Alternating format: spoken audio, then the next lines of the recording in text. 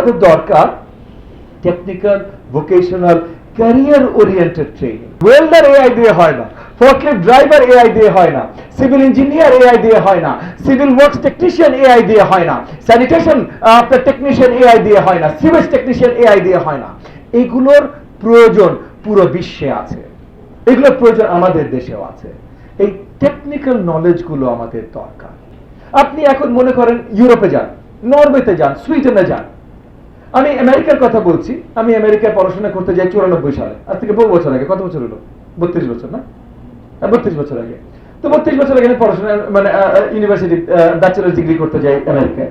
আমেরিকায় যখন আমি যাই তখন মিনিমাম ওয়েজ আমেরিকায় ছিল, মানে সবচেয়ে কম ঘন্টায় বেতন ছিল $5 মতো, 5 কি $6 ভুলে গেছি, অনেক বছর আগের কথা ভাই। 5 কি $6 ছিল মিনিমাম ওয়েজ। আর ওয়েল্ডার বুঝেন না, ওয়েল্ডিং করে, হ্যাঁ, অভিজ্ঞ ওয়েল্ডারের বেতন ছিল $25 থেকে $30। মিনিমাম ওয়েজ $5 থেকে $6, অভিজ্ঞ ওয়েল্ডারের ওয়েজ ছিল $25 থেকে $30। মানে বেশিরভাগ গ্র্যাজুয়েট আন্ডার গ্র্যাজুয়েট ডিগ্রি এর থেকে কম বেতনে চাকরি পেত। এবং এটা আজকে থেকে 32 বছর আগের কথা বলছি।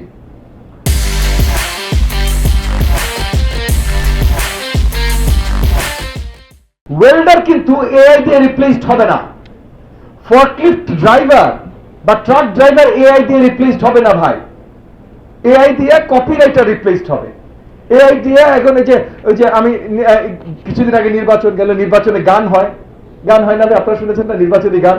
হ্যাঁ, এবার হবে জয় বা কিছু।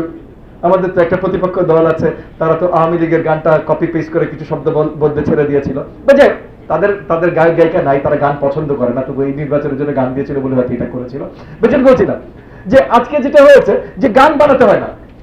এর আগে 2015 2018 যখন আমরা নির্বাচন করেছি তখন কষ্ট করে আর্টিস্ট খুঁজতে হতো, তাদেরকে অনেক আপনার অনারিয়াম দিতে হতো, তারপর একটা গান হতো।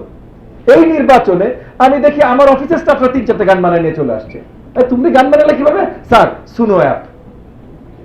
এইগুলা হয় হলো এআই দিয়ে, বুঝেছেন? ওয়েল্ডার এআই দিয়ে হয় না, ফোর্কলিফট ড্রাইভার এআই দিয়ে হয় না, সিভিল ইঞ্জিনিয়ার এআই দিয়ে হয় না, সিভিল ওয়ার্কস টেকনিশিয়ান এআই দিয়ে হয় না, স্যানিটেশন আপনার টেকনিশিয়ান এআই দিয়ে হয় না, সিভেজ টেকনিশিয়ান এআই দিয়ে হয় না। এগুলোর প্রয়োজন পুরো বিশ্বে আছে, এগুলোর প্রয়োজন আমাদের দেশেও আছে। এই টেকনিক্যাল নলেজগুলো আমাদের দরকার।